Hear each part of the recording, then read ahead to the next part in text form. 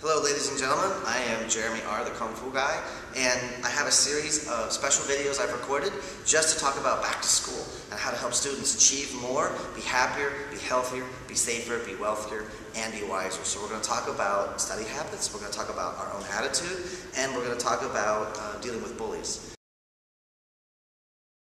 Alright ladies and gentlemen, today we're going to talk about something important. We're going to talk about dealing with bullies. Right? And understand, bully doesn't have to be necessarily somebody out there.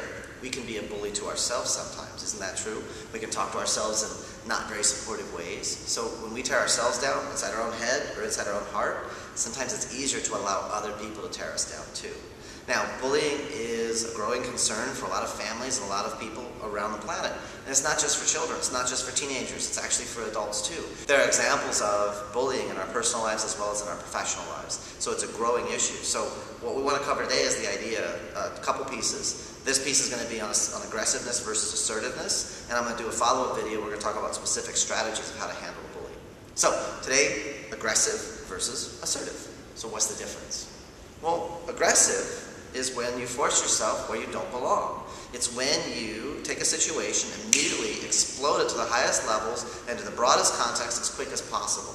Right? Somebody says something kind of ignorant, it's kind of not helping you to feel warm, big, and happy, and you go crazy with it. And you just all of a sudden, because you said that, then you mean da-da-da-da, ah! And then you explode on them.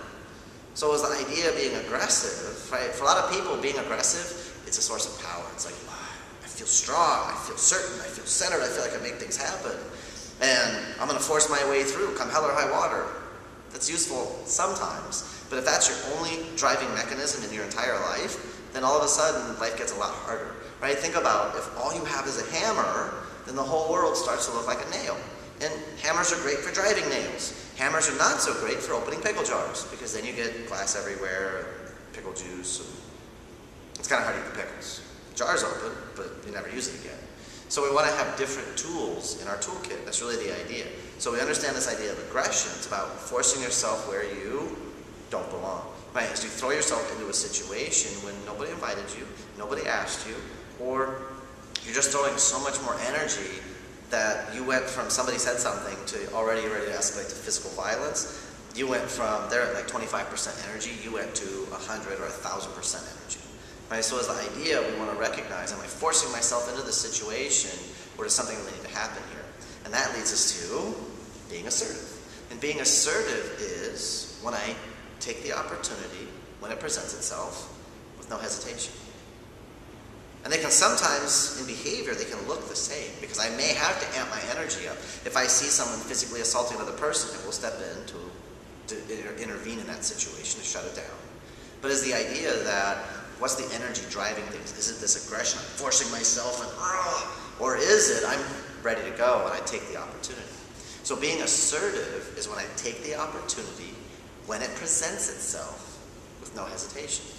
But the thing is, being aggressive is easy. It doesn't take any training, doesn't take any experience. Being assertive takes more work, takes more experience. Well, being assertive really takes three things to be successful. Number one is, you've got to be aware of what's going on. Number two, you've got to be engaged. And number three, you've got to be prepared. Right? So let's explore those just a little bit.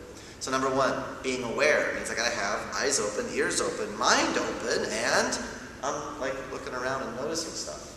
Right? I got to be aware of, well, somebody is saying something, what does that suggest to me? What does that mean? What are they possibly saying as an undercurrent? But as the idea, I've got to kind of pay attention, I've got to know, I've got to eyes open. Number two, be engaged. Think about being aware as like having a key, and it unlocks doors. But now the question becomes, what do you do once you put the key in the door?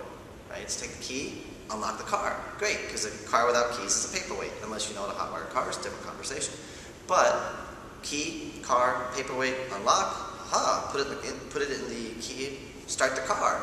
Now you can do something with the vehicle, right? You are engaged. The engine's on, we're running, let's get it going.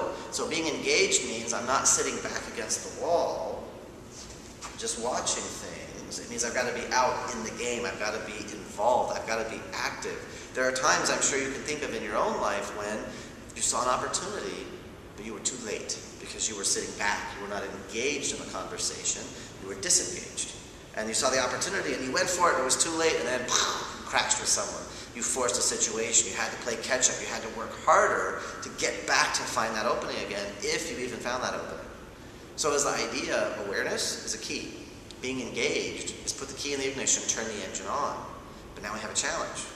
Is number 3, are you prepared to drive? Are you prepared to handle the consequences, positive and negative? Because realize consequences are both good and bad. Consequences are just the results of our actions. It's not that we get in trouble necessarily.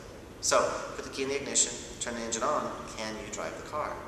Give an 8-year-old keys, they've watched enough people driving, they can figure out how to start the car.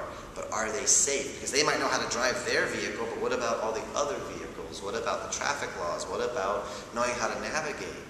What about managing their fuel? What about making sure they have a job to pay for the gas? See, you want to get a car, fantastic, but realize there's consequences for that. You got to have insurance if you want to drive with other people. You've got to have gas to fuel the beast. Then you've got to know the laws, all that sort of stuff. And then what happens if you break the laws? Are you prepared to pay the consequences there? You can end up in jail, you can end up in worse. You end up dead. So think about, to be assertive, to take this opportunity, right? We've got to have those 3 things. Number 1, be aware. Have the key. Number 2, be engaged. It means get off the wall and get in the game. Get in the environment. Get in the activity. And then number 3, be prepared. Do your homework beforehand.